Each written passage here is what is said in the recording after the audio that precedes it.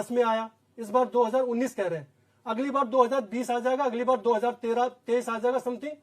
तो हम तो ये कहते हैं कि हमारे पास 21वीं शताब्दी तक की भी मेडिसिन अभी से हमारे पास है, क्योंकि हम अपनी मेडिसिन को पहले ही प्रूव कर चुके। जी हाँ डॉक्टर जोशी, अभी जैसे सर ने कहा कुछ दवाइयों का उन्होंने जिक्र किया कि जिससे इस तरीके के जो कॉमन वायरसेस हैं उसको हम इलाज लंबे समय से करते हुए आ रहे हैं। आयुर्वेद में भी कुछ डॉक्टर्स हैं जिन्होंने बताया था कि वसाका नाम की कोई दवा है, उसको बताकर उन्होंने कहा था कि इससे, अब आपसे थोड़ा क्लियर करना चाहेंगे, क्या इससे कोरोना वायरस से के संक्रमण को दूर किया जा सकता है या सिर्फ एक प्रिकॉशन की तरह ये दवा है? देखिए, आयुर्वेद जो है वो एक पूरी चिकित्सा पद्धति है, विज्ञान है। जहां तक दवाई और इलाज की बात की जाती है तो आयुर्वेद स्वयं हर रोग का निदान करके चिकित्सा की बात करता है। मैंने जो आपके पहले प्रश्न का उत्तर दिया कि वर्तमान परिस्थितियों में अभी हम किसी प्रकार की दवा को क्लेम के रूप में नहीं प्रस्तुत कर सकते, क्योंकि ये WHO और शासकीय गाइडलाइंस के खिलाफ होगा। इसीलिए मैं उस तरह से किसी भी दवा को आपके इस इलेक्ट्रॉनिक मीडिया के माध्यम से दावे के रूप में प्रस्तुत करने से बचूंगा। जहां तक आयुर्वेद की बात आपने की, तो आयुर्वेद में महर्षि सुश्रुत ने 5000 वर्ष पूर्व ही इनको संक्रामक रोगों की कैटेगरी में रखा और कहा ये औपसर्गिक रोग हैं। उन्होंने एक संदर्भ दिया कि प्रसंगात गात संस्पर्शनात्, आप एक दूसरे के संपर्क में आएंगे। आज देखिए, सोशल डिस्टेंसिंग जो इसका एकमात्र उपचार या बचाव का तरीका बताया जा रहा है, वो महर्षि सुश्रुत ने 5000 वर्ष पूर्व कहा कि आप ऐसे रोग संक्रामक रोग की कैटेगरी में हैं और इनसे बचने का एकमात्र तरीका ये है कि आप डिस्टेंसिंग रखें, एक दूसरे के संपर्क में ना आए, निश्वासात यानी आप श्वास के संपर्क में ना आए, ड्रॉपलेट। देखिए कितनी बड़ी साइंस थी आयुर्वेद। आज ये भी लिखा महर्षि चरक ने कि ये व्याधियों के नाम, रोगों के नाम हर समय अलग अलग आते रहेंगे, आप सिद्धांतों के चिकित्सा करें। तो मैं ये कह सकता हूं कि आयुर्वेद में इसकी चिकित्सा है और निश्चित रूप से होगी, लेकिन जब तक आप क्लिनिकल ट्रायल नहीं करेंगे मरीज पर और जब तक हम किसी चीज को एविडेंस बेस्ड प्रूफ करके साइंटिफिक जर्नल में प्रूफ नहीं करेंगे, हम ये दावा किसी भी इलेक्ट्रॉनिक मीडिया पे नहीं कर सकते। हाँ, आपने पूछा कि वसाका ही नहीं, कई ऐसी दवाएं हैं, गिलोय है, नीम है, इन सब का प्रयोग, इसके अलावा बहुत सारी ऐसी दवाइयां हैं जो आज विटामिन सी के रूप में बाहर भी प्रयोग में की जा रही है, जिसमें हमारे यहाँ रसायन औषधियां हैं, जिनमें च्यवनप्राश है, आम्ल की रसायन है। ये आपको वर्षों से इनका प्रयोग किया जाता रहा है रोग प्रतिरोधक क्षमता को बढ़ाने में। और एक चीज मैं बता दूं आपको, 2 प्रकार की थियरीज होती हैं, एक बीजवाद होता है और एक क्षेत्रवाद होता है। जो एलोपैथी या दूसरी मेडिकल साइंसेज हैं वो बीजवाद पर काम करती हैं, यानी बीज विभिन्न वायरसेस, बैक्टीरिया या दूसरे प्रोटोजोअन इन्फेक्शंस के रूप में आपके शरीर में आते रहेंगे। अब मैं गीता हमारा एक होलिस्टिक ग्रंथ है, उसका एक संदर्भ है, उसमें शरीर को क्षेत्र कहा गया है, यानी हमारा शरीर एक खेत है, इसको आप मजबूत करें, उसकी उर्वरा शक्ति, रोग प्रतिरोधक क्षमता को आप मजबूत करें। बीज तो आते रहेंगे विभिन्न नामों से, आज कोविड-19 है, कल कोविड-21 होगा, फिर कोविड, क्योंकि ये तो वायरसेस म्यूटेशन करते रहते हैं, ये भी अपने शरीर को अख्तियार करते हैं और शरीर में अलग अलग रूप म्यूटेट करके लेते रहते हैं। बस आपको इसमें करना यही है कि जो संक्रामक औपसर्गिक रोगों के लिए जो बताया गया है, दूरी बना के रखना, साथ साथ अपनी रोग प्रतिरोधक क्षमता को बढ़ाना। आयुर्वेद का वही सिद्धांत इस समय कारगर है। आपकी बात में कहना चाहता हूं कि मैं यहाँ होम्योपैथी का पक्ष रखने आया हूँ, WHO का नहीं, मैं स्पष्ट बोलता हूँ और चाहता हूँ कि WHO इस ओर अवश्य ध्यान दीजिए। जो मैंने ये सूत्र पढ़े उस चीज पे ध्यान दीजिए, बिना भय डर के। तो अभी तक क्लिनिकल ट्रायल की इजाजत दी है। हम चाहते हैं कि जैसे मोदी जी ने कहा कि आयुर्वेद और होम्योपैथी अपने ट्रायल्स के ऊपर आए, तो मैं ये कहना चाहता हूं कि अभी जितने भी ट्रायल्स एलोपैथिक के होंगे वहां होम्योपैथ को मौका दें, ताकि होम्योपैथिक डॉक्टर्स उनका संकलन कर सके और उसके अनुरूप हमारी मेडिसिन में जो पहले से जो क्या क्या संकलित लक्षण है उनके अनुरूप उनकी चिकित्सा कर सके। इसी तरह से आयुर्वेद भी मैंने कहा था कि मैनेजमेंट के लिए तो एलोपैथिक है, और वो अगर यदि उनके पास औषधियां हैं तो ठीक है, नहीं है तो होम्योपैथी को मौका दीजिए। और हम कई तरह के, मैंने जैसा कहा कि सब व्यक्तियों में एक ही तरह का रोग नहीं आएगा, सब में सारे के सारे जो जैसे लक्षण आपके सोशल मीडिया में दिखा जा रहे वो नहीं आएंगे। प्रत्येक का एक व्यक्तिकरण होता है। हमारे यहाँ मियाजमेटिक थ्योरी चलती है। एक्यूट मियाज्म क्या है, हमको इसमें ये एक्यूट मियाज्म में चला गया कि समय पे जो आ रहा है मौसम के परिवर्तन पे भी अधिकतर होता है। आपने देखा होगा एक समय पे फूल पुष्पित होते हैं, ये होते हैं। तो कई लोग ये भी कहेंगे कि भाई ये जो मौसम है, ये बसंत का मौसम, इसमें रोग इस तरह के ज्यादा आते हैं, क्योंकि केवल इसमें केवल शरीर ही ठीक नहीं होता, रोग भी अपनी प्रवणता में होते हैं। मैं ये नहीं कहूंगा कि ये आगे तक आएगा या नहीं आएगा। अक्सर हमने ये देखा है, कोई भी इस व्यक्ति को अच्छी तरह से इसको आजमा ले और समझ ले कि सब व्यक्ति, या जो मैंने भी देखे हैं कि सब में एक तरह के लक्षण नहीं आए। किसी में पैर दर्द हुआ, किसी में जितनी तीव्रता से आनी थी रोग उतनी तीव्रता से नहीं आए, किसी का सिर दर्द ही हुआ, किसी को गले में दर्द होना चाहिए, सबको गले में दर्द नहीं हुआ, किसी को खांसी नहीं हुआ। तो इसका मतलब उसमें उतनी तीव्रता से नहीं आए। कुछ लोगों में तीव्रता से आई। जैसे ये कहा जा रहा है कि अधिकतर लोग जो है वो बड़ी उम्र के इससे ज्यादा इफेक्ट हो गए। तो होम्योपैथी इसी व्यक्तिकरण की तो बात करती है, इसी मॉडलिटीज की बात करती है, प्रत्येक व्यक्ति में विभेद करती है। व्यक्तिवाद इसी को बोलते हैं कि आप और जैसा मैं है सब एक जैसे नहीं है। हो सकता है कि आप पे कोई दूसरा रोग हो, मुझ पे ना आए, तो सबका एक एक प्रवृत्ति है। जैसे मैं ये कहना चाहूंगा, जैसे आपको मीठा पसंद है तो और मुझे मीठा पसंद नहीं है, मैं नमकीन पसंद करता हूँ। कई लोग को मीठा इतना पसंद आता है कि वो अपनी लड़की का नाम मिष्टी रख देते हैं, है ना। कईयों को नमकीन पसंद आता है, कहते नहीं मीठा तो बेकार होता है, अपनी लड़की का नाम लावणी रख देते हैं। तो मैं यही डिफरेंस बताना चाहता हूँ कि सब व्यक्ति अलग है, सब पे आक्रमण एक हिसाब से नहीं होता। आपने कही है डॉक्टर, मैं उसमें एक चीज पूछना चाहती हूँ। जैसे ये इस वायरस के बारे में जो बता रहे हैं कि बहुत जल्दी आपकी बॉडी पर उसके सिम्टम्स आने लग जाते हैं और बहुत शॉर्ट टाइम पे हमने देखा है कि लोगों की डेथ होने लगी है।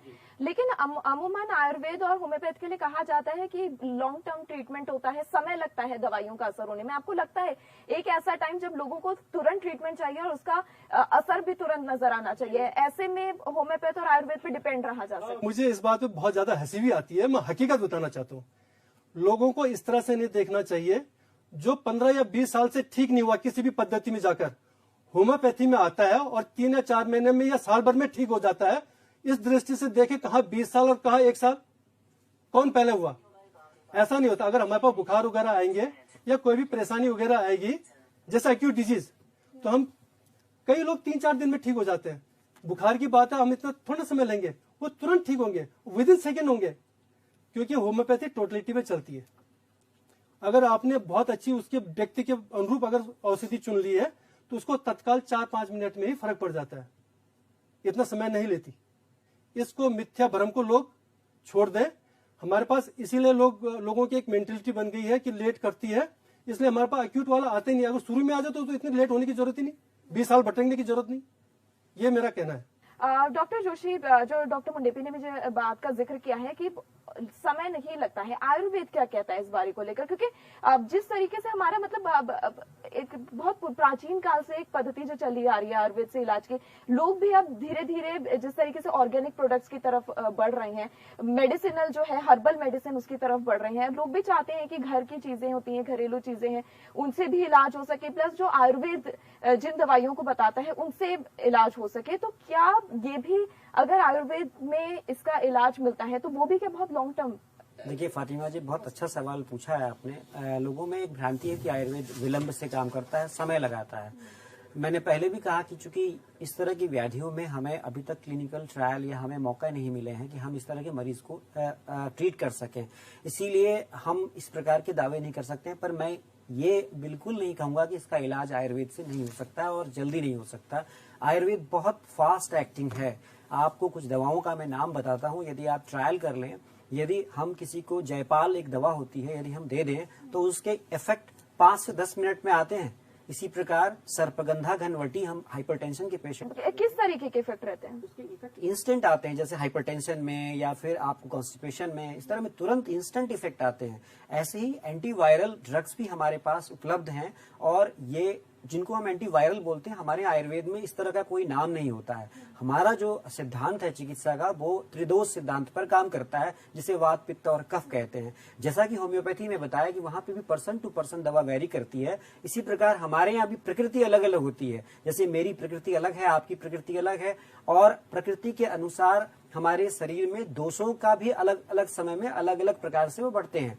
तो इसी प्रकार हर रोगी के लिए दवा डिफरेंट होती है। इसीलिए जैसा आपने पूछा कि ये कोई दवा आपने नाम ली और क्या वो इसमें काम कर रही होगी वो आयुर्वेद की, तो हम कह ही नहीं सकते, क्योंकि हम किसी एक व्यक्ति में वो दवा देंगे तो दूसरे के लिए वो डिफर करेगी। इसलिए कोई एक सेट नुस्खा या एक कोई दवा ऐसी व्याधियों में नहीं हो सकती है। तो इसीलिए फास्ट काम करती है ये, बशर्ते कि डायग्नोसिस अच्छी हो, उसका निदान सही से हो और चिकित्सा के मौके दिए जाएं। हमारे माननीय प्रधानमंत्री महोदय ने अपने मन की बात कार्यक्रम में, और इससे पहले भी उन्होंने जो आयुष चिकित्सकों के साथ उन्होंने जो मीटिंग करी है, अभी भारत के चुनिंदा आयुष चिकित्सकों के साथ मीटिंग करी और कहा कि भाई आप लोगों को इसमें मौके दिए जाएंगे और आपके पास यदि कुछ है तो आप क्लिनिकल ट्रायल करें शोध संस्थान के माध्यमों से और इस प्रकार कोई नई चीज निकाल के लाएं। लेकिन फिलहाल जो है अभी चूंकि ये 2-3 महीने ही हुए इस व्याधि को आए हुए और हमारे यहाँ चूंकि आइसोलेशन में ही मरीज को रखा गया है, तो बहुत सारी पद्धतियां क्लेम कर रही है कि हमने, जैसे चाइना में भी एक्यूप्रेशर क्लेम कर रहा है कि हमने इम्यूनो बूस्टर इफेक्ट दिया है। तो हमारे यहाँ तो बहुत सारी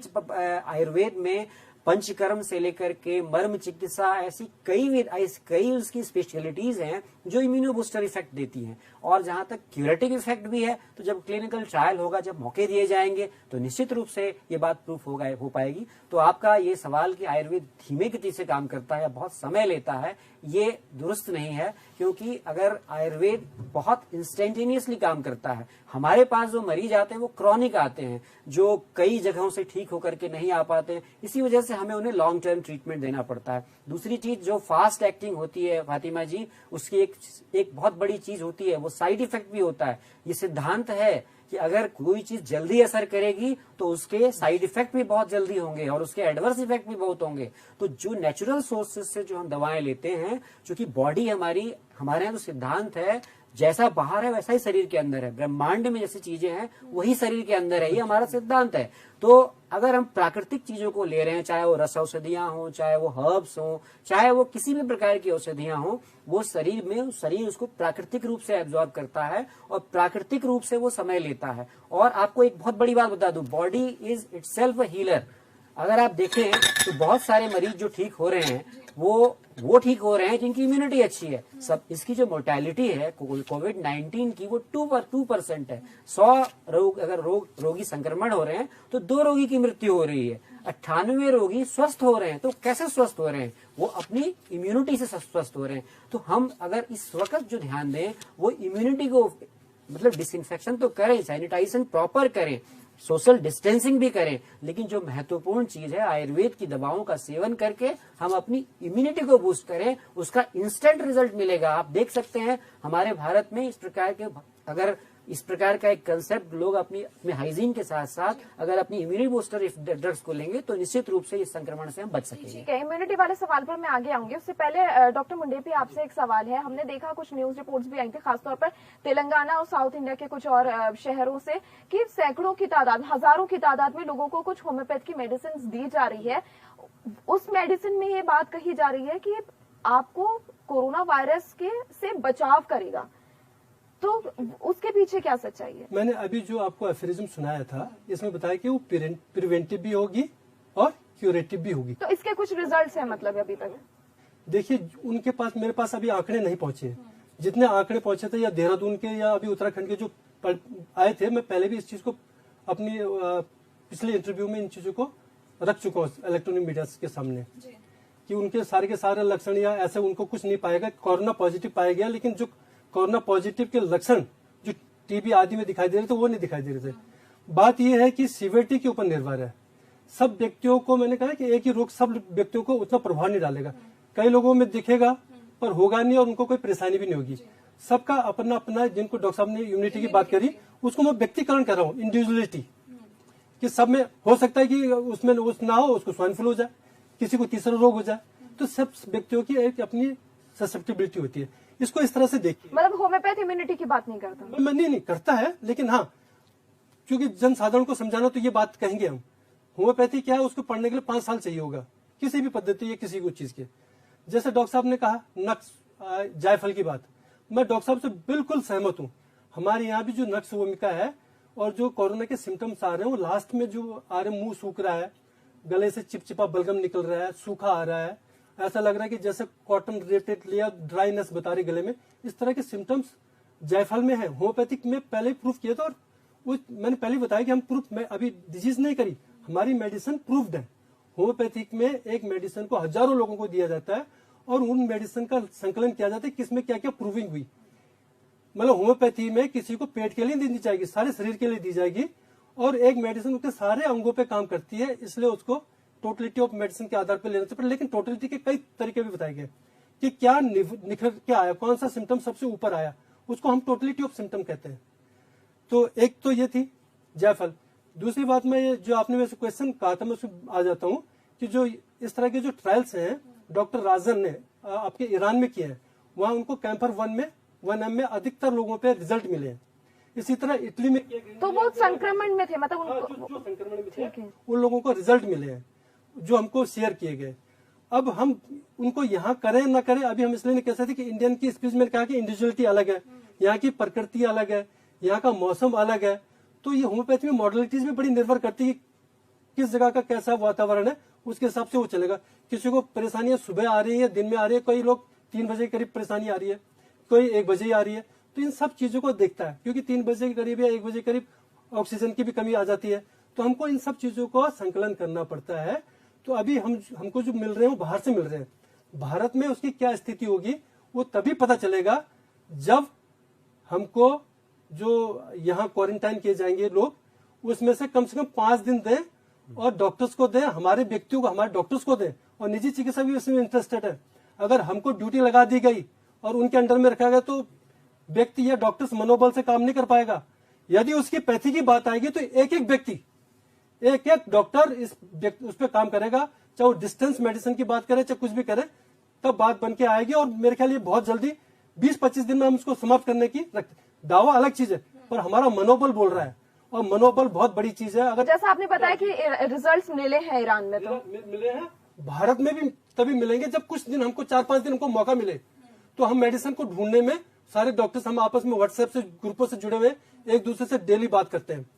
अब मैं एक चीज और बताना चाहता हूँ, जैसे कि अब क्या होता है होम्योपैथी, जैसे कई हम वीडियो वगैरह देख रहे हैं, या ऐसे कोई कह रहा है कि बॉम्बे में इस तरह से खांस रहा है ये कह रहा छींके आ रहा है, कंटिन्यूस छींके आ रही है। इसके लिए होम्योपैथी में किस तरह से दिया, देखो समझने की बात है। अगर 5 मिनट खांस रहा है या 5 मिनट तक लगातार छींक रहा है तो इसकी मेडिसिन सेनेगा है। अगर 1 घंटे तक छींक रहा है और कंट्रोल में नहीं आया तो पेट्रोलियम है, और तत्काल रिजल्ट देते हैं। उसके बाद देखिए मैंने एक मेडिसिन ढूंढ के लाया हूँ, जरूरी नहीं कि यही आई, पर जो मैं अभी तक आंकलन में पहुंचा हूँ। और इस बीच आप एक दर्शकों को हम ये भी बताना चाहेंगे, जिन दवाइयों का आप लगातार जिक्र कर रहे हैं वो बिना डॉक्टर के प्रिस्क्रिप्शन के ना ले लो। नहीं, मैं ये नहीं कहूंगा। देखिए हम लोग तो कभी भी देखिए होम्योपैथी का जो विधि है पैथोलॉजी पे नहीं चलता, कारण पे या कारक पे नहीं चलता, सिम्टम्स पे चलता है, सिम्टोलॉजी। मैंने अभी एक एफ्रोजन पढ़ा भी था कि हमको उसको नया रोग मान लेना चाहिए और उसके जो सिम्टम आ रहे हैं उसके हिसाब से दे देना चाहिए। एलोपैथी क्योंकि समाज ऐसा है तो हमको उसको फॉलो करना है, क्योंकि बहुत सारे हम नहीं चाहते कि उसमें मतभेद की बात आए। हम कहते हैं आप जैसा करना वैसा करिए, आप लोगों को अपनी मेडिसिन देनी है तो दीजिए, पर यदि सहायता अगर होम्योपैथी की चाहिए तो पक्का लीजिए और आपको आंकड़े भी मिलेंगे। पहले भी हैजा वगैरह कई चीजें आंकड़े आए थे और उसमें होम्योपैथी ने बहुत अच्छा काम किया था। हनीमैन के टाइम पे आंकड़े में भी अगर थोड़ा देर में अगर मैं आंकड़े की वो नहीं लिया तो मैं कंपेरिजन कर देता था कि होम्योपैथी कैसे करके अच्छी मेडिसिन है। इसी के लिए CCRH ने भी एक साइट दी है और उसमें इन चीजों को दिया है, लिख के दिया है। जी आप बुक का कुछ कंसेप्ट बताएं। एक सेनेगा करके मेडिसिन है लोगों की, ताकि समझ में आ जाए। देखिए गले में एल्बुमिन जैसा सलेस्मा चिपक जाता है, सिम्टम देखिए, जिसे निकालना कठिन होता है, इसलिए रोगी बार बार खांसता है ताकि यह सलेस्मा निकल जाए। कोरोना का जो लास्ट स्टेज का एक लक्षण।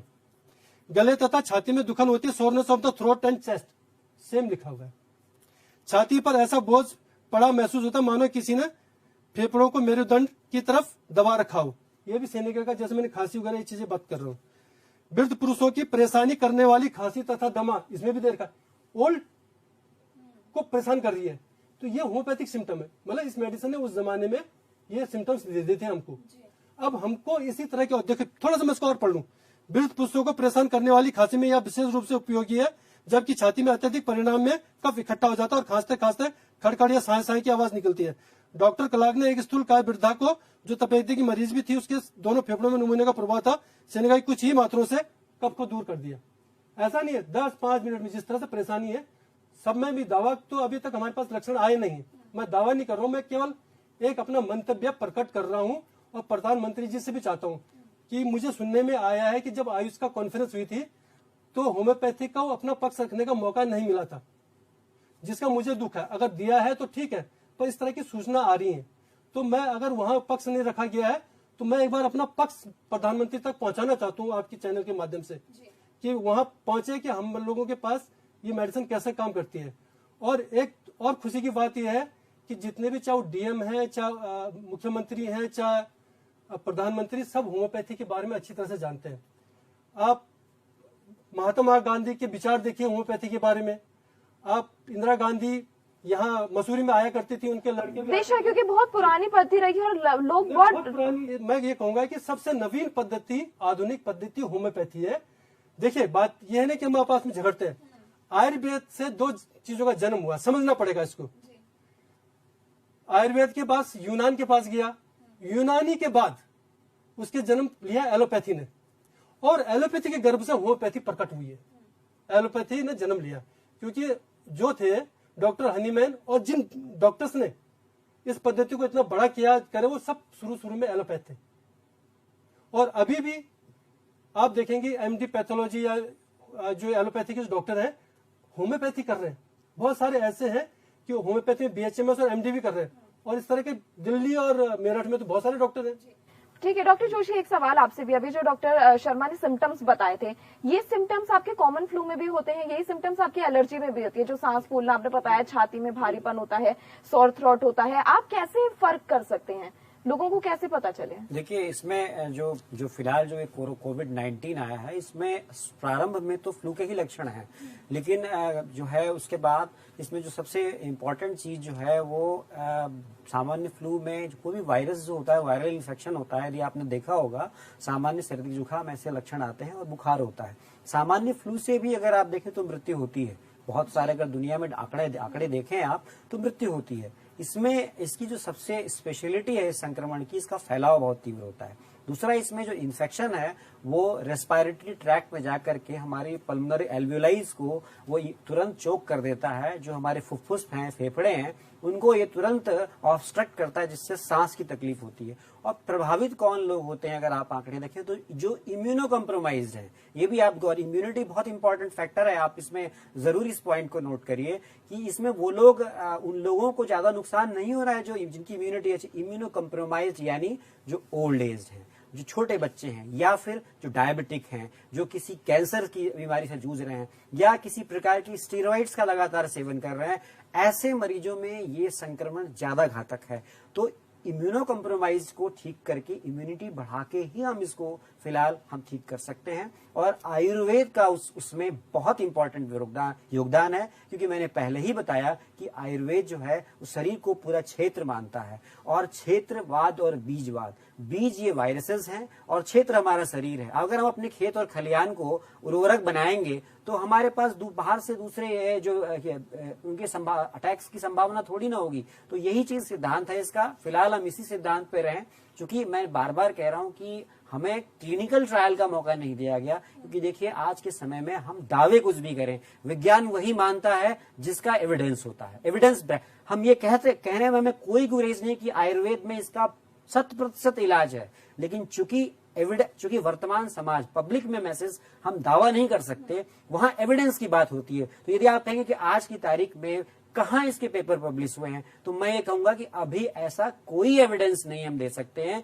कि हम कह दें कि किसी का कोरोना पॉजिटिव था और ये दवा दी गई, ये ट्रीटमेंट दिया गया और उससे कोरोना नेगेटिव हो गया। इसलिए मैं आपको बार बार कह रहा हूं कि ट्रीटमेंट 100% आयुर्वेद में है, लेकिन फिलहाल इसमें वैलिडेशन की जरूरत है, एविडेंस बेस्ड जो है पब्लिकेशन की जरूरत। बार बार आपने इम्यूनिटी का जिक्र किया, उस सवाल के पास मैं लौटूंगी। एक ब्रेक के लिए हमें यहाँ पर रुकना पड़ेगा, तो फिलहाल खास मुलाकात में एक ब्रेक के लिए हम यहाँ पर रुक रहे हैं, जल्द लौटेंगे।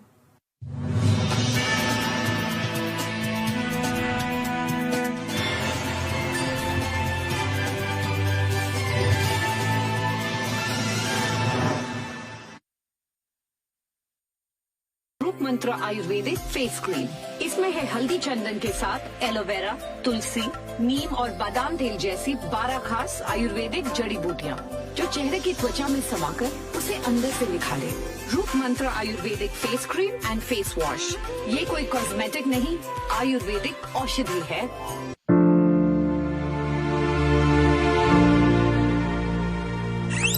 4, 3, 2, 1 आप देख रहे हैं जुनून 24/7, जुनून सच दिखाने का, जुनून सच दिखाने का, जुनून सच दिखाने का।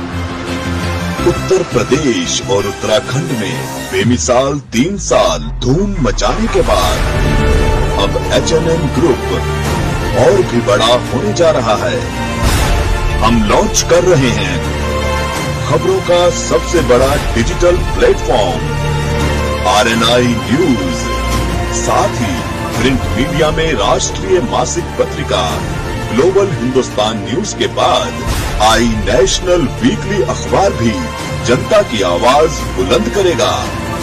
अब झूठ, भ्रष्टाचार और अन्याय पर होगा और भी करारा प्रहार, क्योंकि हम हैं H&N परिवार, जुनून सच दिखाने का।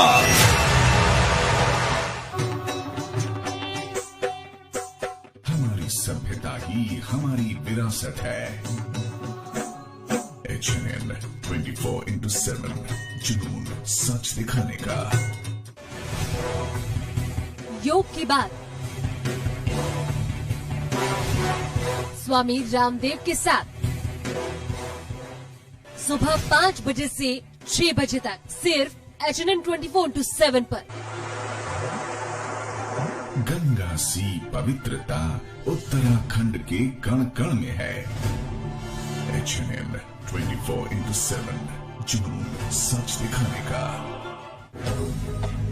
आपका अपना लोकप्रिय न्यूज चैनल H&N 24/7 अब जियो टीवी पर भी उपलब्ध।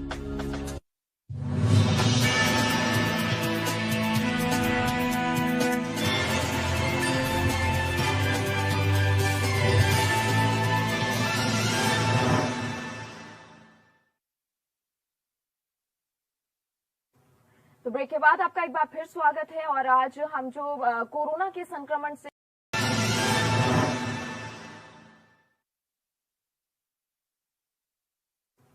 तो ब्रेक के बाद आपका एक बार फिर स्वागत है। और आज हम जो कोरोना के संक्रमण से, कोरोना के संकट से इस वक्त जो देश दुनिया जूझ रही है, उसमें भारत में क्या कुछ कहता है आयुर्वेद, क्या कुछ कहता है होम्योपैथ, इसको लेकर आज हम दो डॉक्टर्स हमारे साथ मौजूद हैं, उनके साथ हम चर्चा कर रहे हैं। डॉक्टर जोशी, आपने ब्रेक में जाने से पहले बार बार आप जिक्र कर रहे हैं इम्यूनिटी का, और देखा भी गया है, जैसा आपने बताया कि इम्यूनिटी जिनकी स्ट्रांग है वो लोग जल्दी स्वस्थ भी हो जा रहे हैं और उनके ऊपर इतना ज्यादा सिम्टम्स का कुछ असर नहीं है। कुछ आप ऐसा बताना चाहें, आयुर्वेद क्या कहता है, आप अपनी इम्यूनिटी कैसे स्ट्रांग कर सकते हैं? जी देखिए, इम्यूनिटी को स्ट्रांग करने के लिए आयुर्वेद एक पूरा दर्शन है। आज पूरी दुनिया इसको फॉलो कर रही है। देखिए, हमारे यहाँ प्रणाम करना, नमस्ते करना, ये पहले से ही ये प्राचीन परंपरा में थी। आयुर्वेद का एक बहुत इंपॉर्टेंट पार्ट है सदवृत, अच्छी तरह से अपनी लाइफस्टाइल को जीना, हाइजीन रखना। हम आप देखिए तो प्राचीन काल में हमारे घरों में जूते बाहर खोल करके आते थे, किचन में एंट्री नहीं दी जाती थी। हमने पश्चिमी सभ्यता को अपनाने, तौर तरीकों को अपनाया, और देखिए आप पश्चिम के लोग ज्यादा इस बीमारी से पीड़ित हो रहे हैं क्योंकि वो इम्यूनो कम्प्रोमाइज्ड है। हमारी इम्यूनिटी कंपैरेटिवली अच्छी है उनसे, क्योंकि हम इस तरह की एडवर्स कंडीशंस में रहने के लिए आदी हो चुके हैं। तो हमारे यहाँ क्या है, हमारे आयुर्वेद में कैसे हम इसको इम्यूनिटी अच्छा कर सकते हैं, आपने जो प्रश्न किया, सबसे पहले हमारा आयुर्वेद ब्रह्म मुहूर्त में जागरण कहता है। आप सुबह उठें सूर्योदय से पहले, उसके बाद हर चीज वहां मेंशन है। आप दिनचर्या को कैसे बिताएं, और दिनचर्या, गुनगुना पानी। देखिए आज तमाम सारे ऐसे बात, उष्ण जल, आज सुखोष्ण जल, ल्यूक वार्म वाटर, इसकी अपनी एक इम्पोर्टेंस है। हम गुनगुने पानी को प्रातःकाल लें, और साथ साथ सुबह के टाइम पे नश्य कर्म हमारे यहाँ एक बताया था, 2 बूंद नाक में आप ऑयल, सरसों का ही तेल हो, आप उसको डालें, और इससे क्या होगा, आपका जो नेजल पैसेज है वो क्लियर होगा। साथ साथ अपने जीवन में योग और प्राणायाम को नियमित रूप से आप अपनाएं। जो एक्सरसाइज है, जिसको आज एक्सरसाइज नाम दिया था, हमारे यहाँ आसनों के रूप में वो जाना जाता है।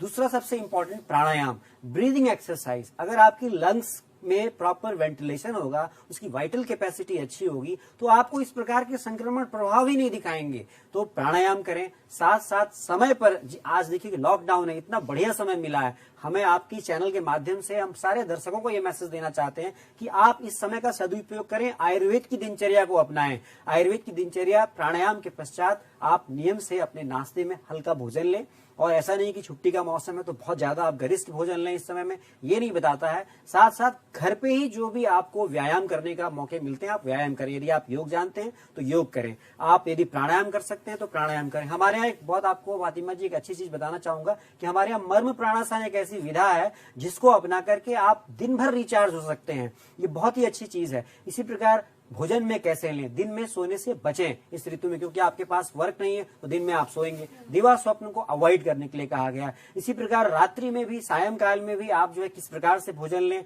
और भोजन में किस प्रकार का आहार लें, क्या क्या पथ्य है, क्या अपत्य, ये सभी चीजें आयुर्वेद बताता है।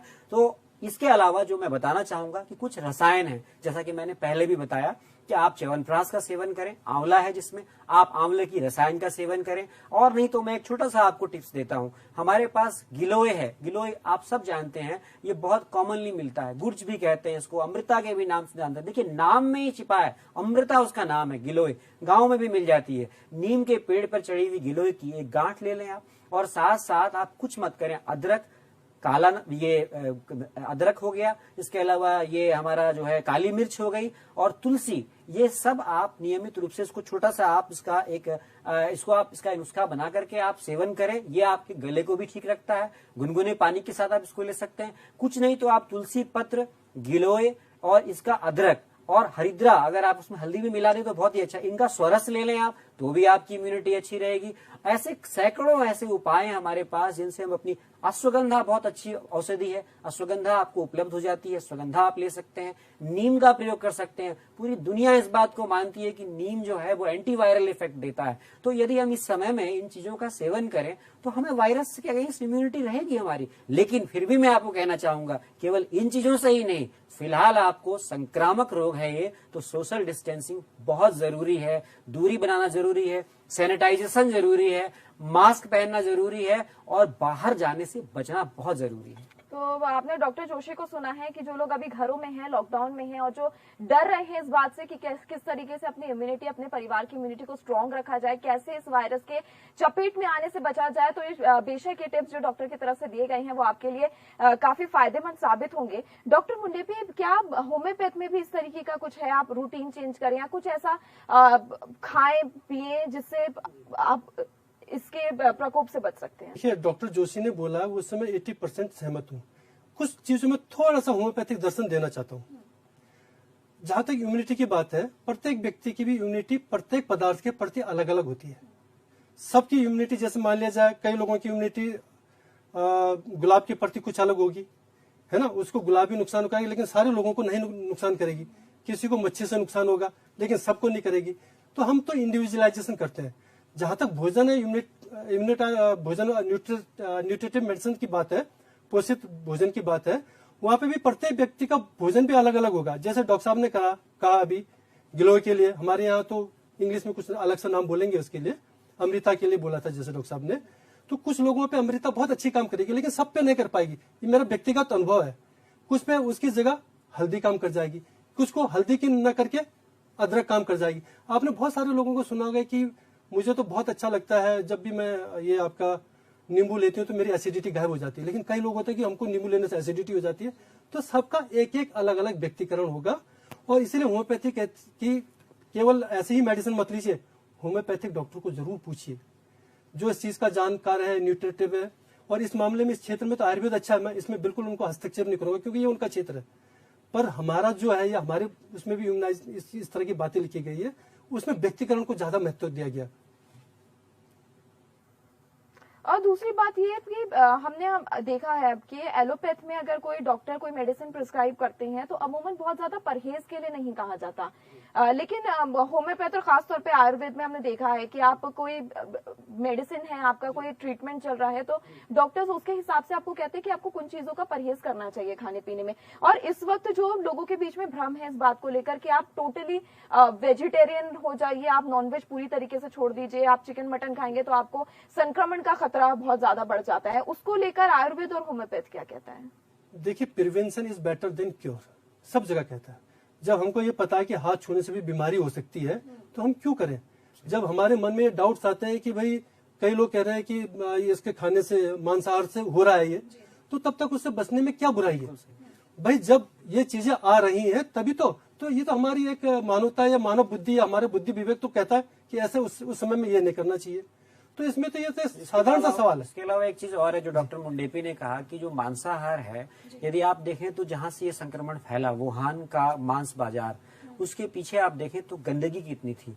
तो एक्चुअली क्या है कि अभी हाइजीन की जरूरत है, यहाँ पे सफाई की जरूरत है। ऐसा देखा गया है कि जिन जगहों पर इस तरह के मांस को बनाए प्रोडक्शन किया जाता है, उन जगहों का सैनिटाइजेशन प्रॉपर नहीं होता। यदि हम उन जगहों पे जाएंगे इन चीजों को लेने के लिए, तो हम कहीं ना कहीं एक्सपोज होंगे। और इस वक्त जो शाकाहार है, जो आपके घर में थोड़ा कम खाएं आप और पौष्टिक खाएं, मांसाहार से बचें, क्योंकि ये वक्त नहीं है। डॉक्टर मुंडेपी ने बिल्कुल सही कहा कि जब अभी बहुत सारी ऐसी चीजें पता चल रही है, तो हम क्यों उस चीज को करके हम जो है अपने आप को खतरे में डालें। और दूसरी चीज है कि अगर आप खाने के लिए ही इस रुचि को देते हुए आप बाहर जाएंगे लेने के लिए आपको, तो वो आपको कहीं ना कहीं तो है इस प्रकार की अनसैनिटाइज प्लेस में जाने को मजबूर करेगा, और जिससे कहीं ना कहीं आप उस संक्रमण को कैरी करके आएंगे।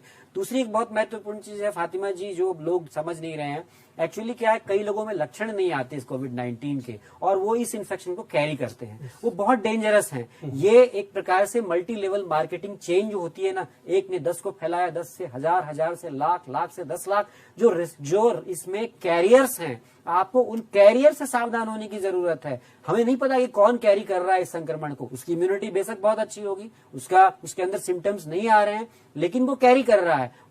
दूसरा, मैं एक और चीज अनुरोध करना चाहूंगा कि हमें अपने परिवार का ख्याल रखना चाहिए, इसलिए भी बाहर नहीं जाना चाहिए। हो सकता है आपकी इम्यूनिटी अच्छी हो, आप में लक्षण ना आ रहे हो, लेकिन आपके घर में बच्चे हों, आपके घर में बुजुर्ग हों, आप उनको बाहर से संक्रमण ला करके उनके लिए आप खतरा पैदा कर रहे हैं, और इस प्रकार से आप पूरे अपने समाज को भी इस खतरे में डाल रहे हैं। इसीलिए इस बात को मैं आपके इस माध्यम से जरूर कहना चाहूंगा कि इस वक्त जो सबसे महत्वपूर्ण चीज है वो एक ही चीज है, सोशल डिस्टेंसिंग, जिसको महर्षि सुश्रुत ने भी कहा है, प्रसंगात गात संस्पर्शनात् श्वासात् सहभोजनात्, यानी श्वासात्, आप ऐसे लोगों के संपर्क में जाने से बचें, और उसका एक ही तरीका है कि आप बाहर न निकलें। जी, और डॉक्टर मैं कहना चाहता हूँ, ये वायरस जो है ये हमेशा जो व्यक्ति में, जो जीवित व्यक्ति है उसी में पाया जाता है। तो जो मांसाहार है वो तो सीधा रक्त से संबंध है उसका, तो उसमें तो फैलेगा ही फैलेगा। तो वहां से निश्चित तौर पे अगर नहीं भी आएगा तो भी आ सकता है। तो इन चीजों को हम क्यों करें? आप कितना भी गर्म कर लीजिए तब भी रह गया तो, क्योंकि ये तो उसको खुद ही बोला गया कि कनेक्टेड लिंकेज बिटवीन ये लिविंग एंड नॉन लिविंग। तो जब हमको पता है ये जीवित और अजीवित के बीच की कड़ी है, तो क्यों हम ऐसा कार्य करें? बिल्कुल, और ये बातें भी आ रही है कि आपको खाने को आप अगर इतना टेम्परेचर पर पकाते हैं तो वायरस खत्म हो जाता है। दूसरी बात जो अभी बहुत ज्यादा सोशल मीडिया के जरिए भी कही जा रही है कि एक सर्टेन टेम्परेचर होगा जब ये वायरस सर्वाइव नहीं करेगा। क्या वो थ्योरी अभी तक हो पाई है? कह रहे हैं गर्मी बढ़ेगी तो उसके साथ साथ ये वायरस खत्म हो जाएगा। कहना चाहता हूँ कि जब हमने 2002 के आंकड़े देखे तो चाइना में 1.5-2 साल ले गया था। जो पुरानी बात कर रहे हैं, जब सार्स की बात कर रहे हैं, सार्स का मतलब होता है, मैं पहले कह चुका हूँ, सीवियर एक्यूट रिस्पिरेटरी सिंड्रोम, है ना। फिर उसी तरह से मिडिल ईस्ट में मर्स के नाम पे आया था, ये वहाँ 6-7 महीने तक ले लिया था। अमूमन वायरस 2 महीने इसमें चला जाता है, लेकिन प्रकृति का कुछ कह नहीं सकते, सब प्रकृति अधीन है। इस चीज को हमको समझना पड़ेगा। हम ये नहीं कह सकते कि अभी तो हम आंकड़े इकट्ठा करें, कब तक रहेगा या हम किस तरह से उसे खत्म करेंगे, बहुत सारी बातों पर निर्भर करेगा। आपने जिक्र किया सोशल डिस्टेंसिंग का बार बार, लेकिन अगर लोग सोशल डिस्टेंसिंग नहीं रखते हैं तो कितना ज्यादा डर रहेगा लोगों को एक दूसरे से वायरस फैलने का। और अगर सोशल डिस्टेंसिंग रखते हैं तो क्या इसकी जो बार बार कहा जा रही है चेन ब्रेक हो जाएगी, वो हो जाएगी? पहले एक चीज और कहना चाहता हूँ, केवल सोशल डिस्टेंस की बात नहीं, ये चीज ये जो डिजीज है ना, ये रक्त में भी मिल रहा है और उसके जो पसीना वगैरह है उसमें भी आ सकता है, फीसेस मल में भी हो सकता है। तो इसलिए जो लोगों के पास जो वेस्टर्नाइज टाइप के शौचालय, कृपया उनकी जगह इंडियन शौचालय का प्रयोग करें तो ज्यादा अच्छा रहेगा। और है तो एक ही व्यक्ति एक ही करे, सब उसको न करे।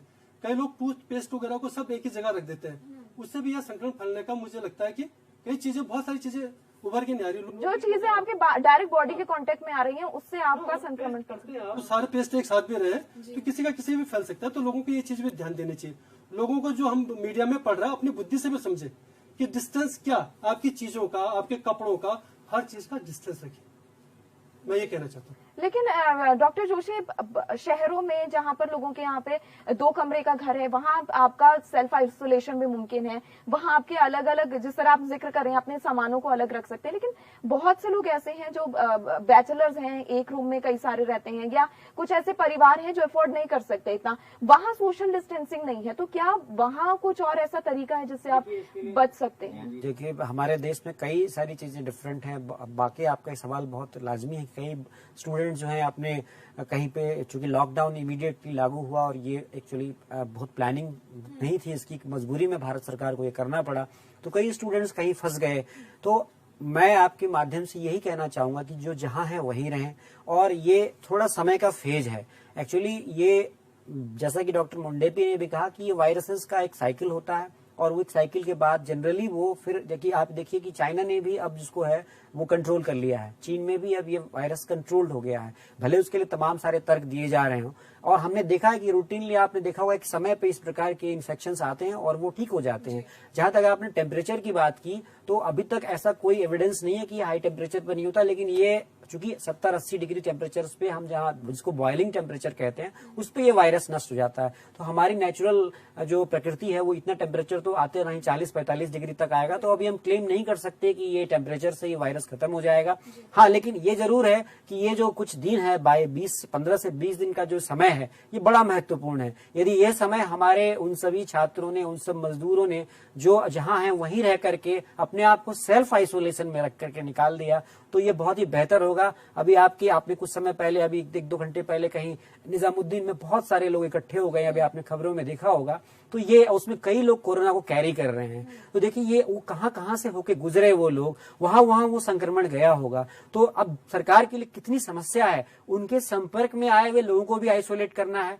और ये इतनी बड़ी चेन है, क्योंकि अगर इसकी मैं इलाज की बात करता, मैं दावा करता या कोई भी पैथी करती, तो अमेरिका सबसे पहले वो इलाज करता ना। उसके आज 2 लाख लोगों की मृत्यु के कगार पर क्यों पहुंच गए हैं भैया? वो किसी भी पैथी को ला करके उसका ट्रीटमेंट करा सकता था। तो इसलिए इसका एक ही तरीका ये कि जो लोग जहां हैं वो वहीं रहें, अपने आप को बचाएं। सेल्फ आइसोलेशन ही इसका तरीका है, इसके अलावा और कोई तरीका नहीं है। इस समय में कोई दावा, कोई इलाज, सब बकवास है इस समय।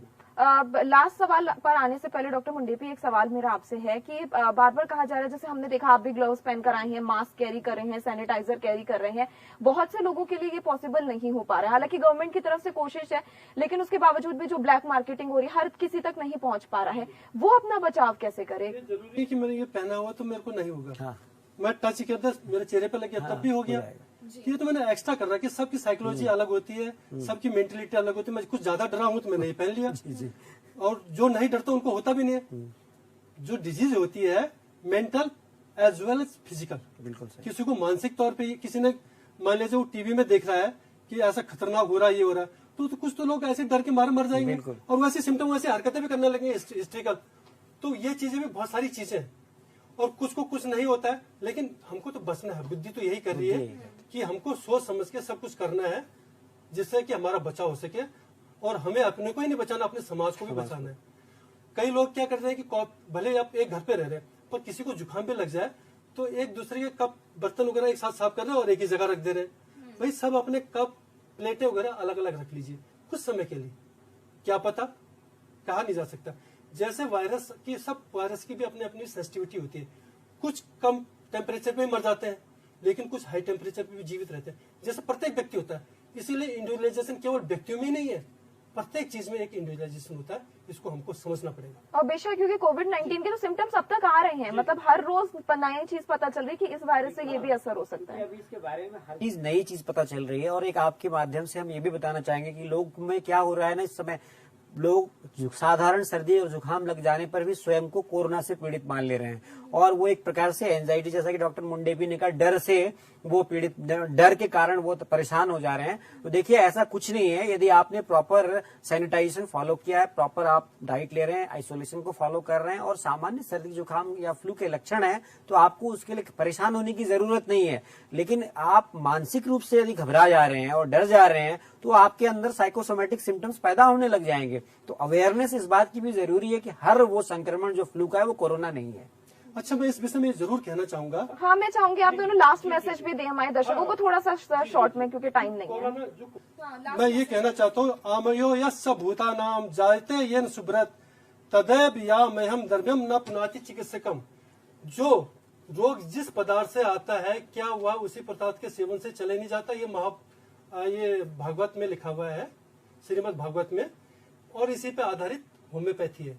और एक लोगों को मैं और अच्छा मैसेज देना चाहता हूँ, पुराणम इत्यम न साधु सर्वम न चापि किंचन व मिथ्य वृद्धम संता परीक्षा अंतरित भजनते मूढ़ा प्रतिनीय बुद्धि। अर्थात पुरानी चीजें सब कुछ ठीक है ऐसा भी नहीं है, और नवीन बहुत कुछ अच्छा नहीं है ऐसा भी नहीं है। बुद्धिमान व्यक्ति परीक्षा के उपरांत ही निर्णय लेता है और उस कार्य को चलता है, और अज्ञानी व्यक्ति दूसरों के कहे कई बातों पर चलता है। तो इसलिए प्रत्येक व्यक्ति अपनी बुद्धि का भी बात करे। और एक लास्ट मैसेज कि जो कोरोना की बात आ रही थी, प्रत्येक व्यक्ति की अगर होम्योपैथ कोरोना को मान के चलेगा तो वो सक्सेस नहीं हो पाएगा, उसको लक्षणों पे ही चलना पड़ेगा, तभी उनको खत्म करना है। ये पैथोलॉजी आधारित नहीं है।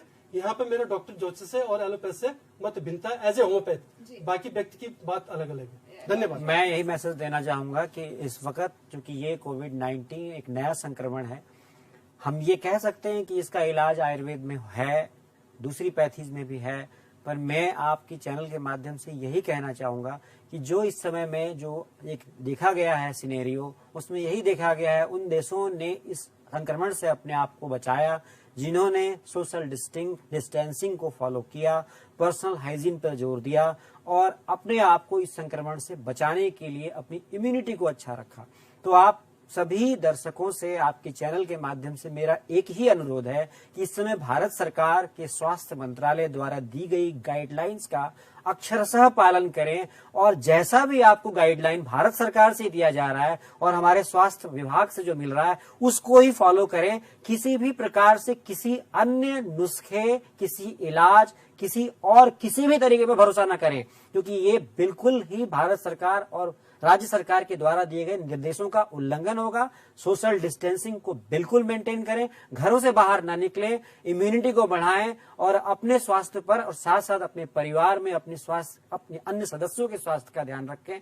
यही मेरा एक आपसे संदेश है। बहुत बहुत शुक्रिया आप दोनों का हमारे लिए समय निकालने के लिए। तो डॉक्टर जोशी और डॉक्टर मुंडेपी को आप सभी ने सुना है और बताया है कि किस बातों से आपको डरने की जरूरत नहीं है। आप अगर घर में है, आइसोलेशन में है, क्वारंटीन में है या अपने परिवार के साथ समय गुजारने का इस वक्त आपको लॉकडाउन के दौरान मौका मिल रहा है, तो कुछ ऐसी आदतें हैं, अपना रूटीन है जिसको आप बदल सकते हैं और अपनी इम्यूनिटी को स्ट्रॉन्ग कर सकते हैं। पूरा खेल जो है इम्यूनिटी का है। साथ ही आपको सावधानी बरतनी है, आसपास सफाई रखनी है और जिस तरीके की गाइडलाइंस इस वक्त सरकार की तरफ से दी गई है उसको फॉलो कीजिए, घर में रहिए, सुरक्षित रहिए। फिलहाल मुझे दीजिए इजाजत, नमस्कार।